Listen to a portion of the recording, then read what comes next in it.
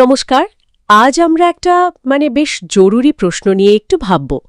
আজকের দিনে দাঁড়িয়ে কোনটা বেশি দরকারি, সন্তানকে একজন খুব ভালো ছাত্র বানানো নাকি তাকে একজন ভালো মানুষ হিসেবে গড়ে তোলা?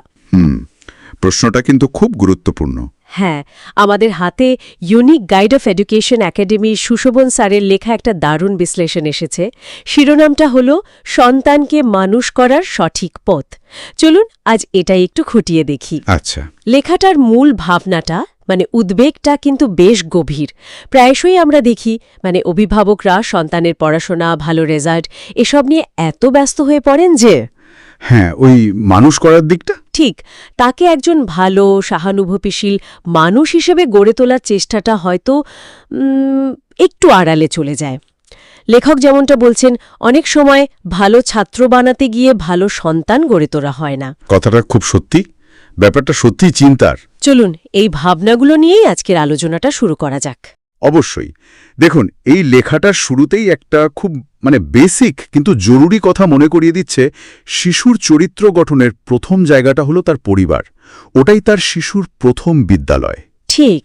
আর সেই স্কুলের প্রথম শিক্ষক তারা হলেন বাবা মা, পিতা মাতা হিসেবে তাদের প্রথম শিক্ষক।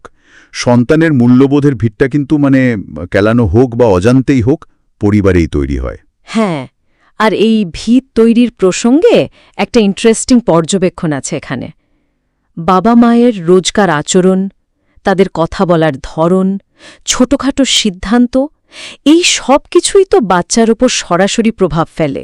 একদম। শিশুরা তো অনুকরণ করে শেখে। ঠিক। তারা যদি বাড়িতে দেখে যে বড়রা ধরুন সহজে সত্যি কথাটা বলছে না, বা লেখক যেমন একটু সরাসরি বলেছেন, দুর্নীতি করি, আমরা মিথ্যে বলি, চুরি করি, এই ধরনের জিনিস যদি দেখে, তাহলে তারা সেটাই শিখবে। স্বাভাবিক। তাহলে শিশুরা কোনটা শিখবে, তাই না?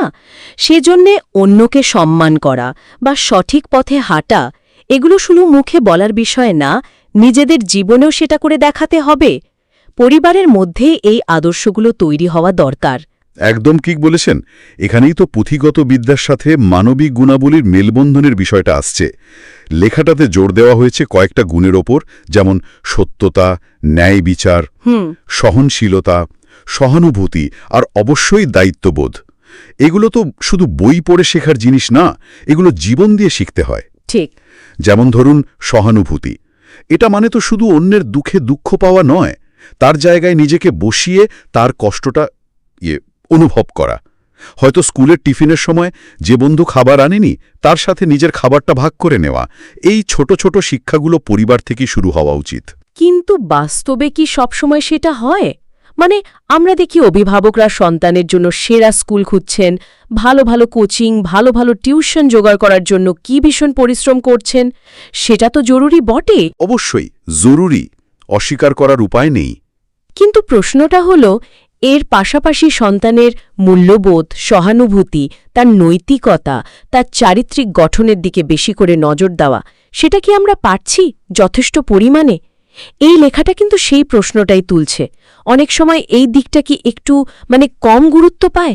আপনার এই প্রশ্নটাই লেখাটার একেবারে কেন্দ্রে আছে। লেখক খুব পরিষ্কার করে বলছেন যে পরীক্ষায় ভালো ফল করা বা ভালো ছাত্র হওয়া সেটা নিশ্চয়ই দরকারি। ভালো ছাত্র হওয়া নিশ্চয়ই প্রয়োজন।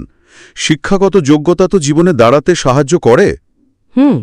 কিন্তু তার থেকেও বেশি জরুরি, অনেক বেশি জরুরি হলো একজন সুশৃঙ্খল ভালো সন্তান হয়ে ওঠা। এমন একজন মানুষ তৈরি করা যার নৈতিকতা আছে, যে সমাজের ভালো মন্দের কথা ভাবে আর ভবিষ্যতে মানব সমাজে তার কাজের অবদান রাখবে। হ্যাঁ, সেটাই। লেখক একটা সতর্ক বার্তাও দিচ্ছেন। আমরা অজান্তেই সন্তানকে শুধু একটা সাফল্যের ইঁদুর দৌড়ে নামিয়ে দিচ্ছি না তো, তাকে একটা যন্ত্র বানিয়ে ফেলার চেষ্টা করছি না তো। তার ভাষায়, একটা মেশিন বানানোর চেষ্টা করেছিলাম যেন না হয়। তাহলে পুরো আলোচনার নির্যাসটা কি দাঁড়াচ্ছে? মোদ্দা কথা হল, অভিভাবক হিসেবে আমাদের সবচেয়ে বড় চ্যালেঞ্জ আর আসল সাফল্য সেটা শুধু সন্তানের মার্কশিটে লুকিয়ে নেই। না, একদমই না। বরং তাকে একজন সৎ, দয়ালু, দায়িত্ববান মানুষ হিসেবে গড়ে তোলার মধ্যেই সেটা আছে।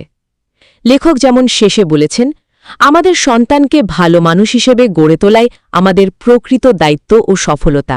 এটা কিন্তু একটা বিরাট দায়িত্ব। এবং সেই দায়িত্বটা আমরা ঠিকমতো পালন করছি কিনা, সেই পথটা ঠিক আছে কিনা, সেটা নিয়েও কিন্তু লেখাটা আমাদের ভাবতে বলছে।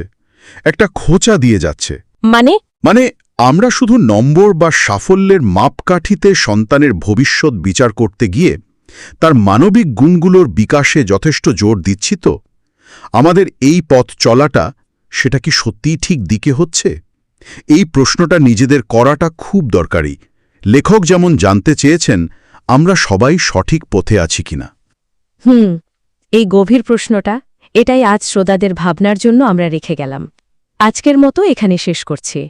ধন্যবাদ। সঙ্গে থাকার জন্য অনেক ধন্যবাদ।